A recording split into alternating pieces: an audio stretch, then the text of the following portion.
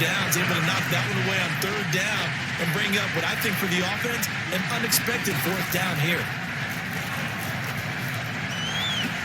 Yeah, this is caught by Sutton. Touchdown Broncos. Cortland Sutton there to make the grab. And the Broncos are finally on the board here in the fourth quarter. Whoa. He just yanked that one well to the left and no good. Now he's back out there to boom this one away, maybe with some frustration after the PAT miss. DuVernay now going to bring it out.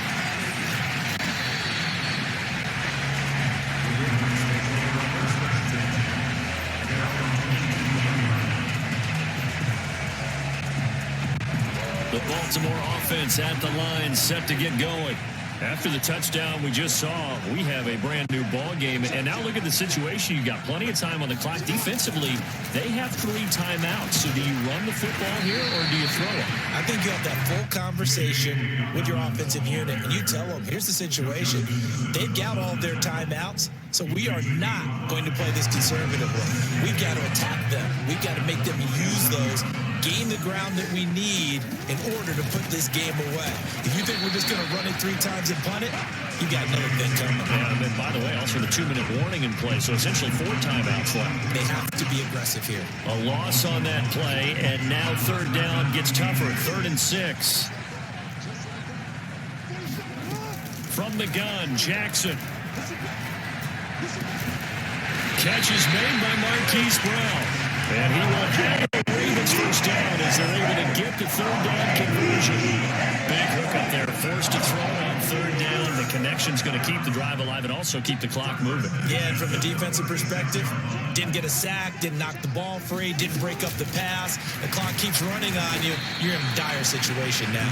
And they're going to stop him right at the line of scrimmage. Just no cutback lane to be found whatsoever. 2nd and 10.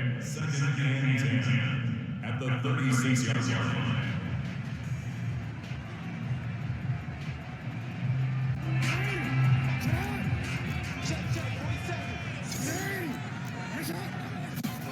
Here's Jackson.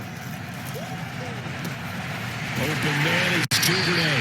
And able to get this one across the 45 before he's brought down. So it's Raven football here as we welcome you back. They've got a 1st and 10 as they look to try and finish this one off. On 1st and 10, it's Dobbins. And he sneaks his way forward only for a couple here. 2nd down. Whistles now in a timeout. So defensively, they burn it here with 1:51 left. The last run good for 2. Here's 2nd and 8. Oh, Jackson's going to throw it. And he can't get a throw off. He's taken down. What a huge play at this point in the game. Oh, free safety blitz. That can be a gamble, but it proves fruitful there. Yeah, you're exactly right about the gamble because oftentimes the free safety is the last line of defense against a long pass. And when he comes at the quarterback, he'd better get home and make the play. Otherwise, a big play could result for the offense. Here's Jackson. Now look at this. They get the turnover they needed. It's intercepted. Picked off by Justin Simmons. And he takes this one back into the end zone. And the Bronco defense has a touchdown. It goes without saying, but I'm going to say it anyway. That's a ball he would like to have back, and it lands right in the lap of the defender from there. He doesn't have very far to go before he gets to the end zone, and he got there in a hurry. And it's caught. And with it, we are tied here in the 4th. This one tied at 14 now as he sends this one away. DuVernay now going to bring it out. And a nice return sets him up pretty good here right at the 30-yard line. At their own 38-yard line. The Raven offense set at the line for this next drive. They need to get this around the 40 on the other side to get into field goal range. Look at the clock, a decent amount of time here in a tie game. What do? No panic situation at all. They've got to get a couple of chunk plays, pick up nice bits of yardage. Target the sidelines. Target the sidelines because you want to get out of bounds and make sure that clock stops. Because if the clock stays running, that makes things that much tougher for you. It can always bleed out on you. Escaping the pressure right. And this is going to be intercepted. Picked up by Justin Simmons. And he'll get this back to the 32-yard line. Well, he went on the move there and started rolling out. I thought there was a window, but that window closed quickly, intercepted. And sometimes, despite how big your arm talent is, you don't get enough on a throw when you're on the move as opposed to setting your feet and stepping into one. That may have been the case there, and the defense certainly benefited. Not a big window to throw. Coverage wasn't too bad there. Yeah, they had him under wraps pretty well, but somehow able to muscle his way open and catch the ball. On second down, they'll run with Gordon. Still a couple yards short of the first as the 3-yard gain brings up a third down. The Ravens going to use the second of their timeouts as they'll head to the sideline and talk over what to do next.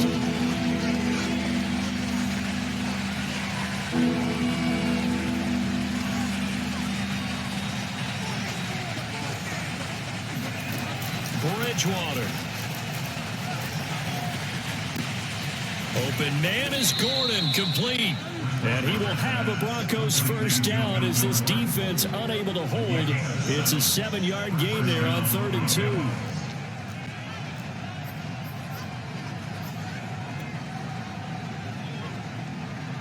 So from the 17 now, here's a 1st and 10.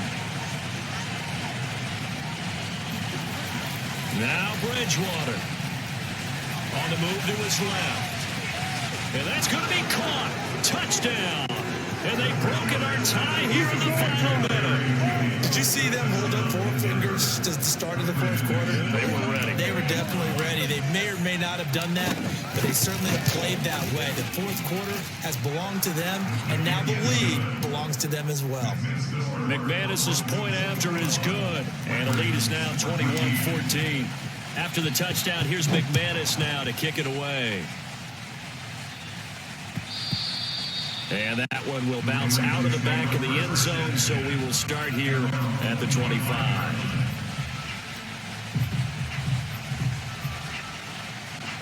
The Baltimore offense at the line, set to get going.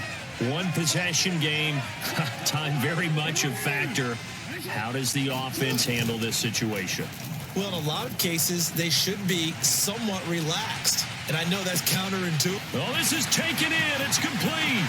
And he is across and in for the score. And now they can tie the game in the final stages with an extra point. Or they can go for 2 and go for the win. Obviously, the excitement level here is almost a fever pitch. Down 1.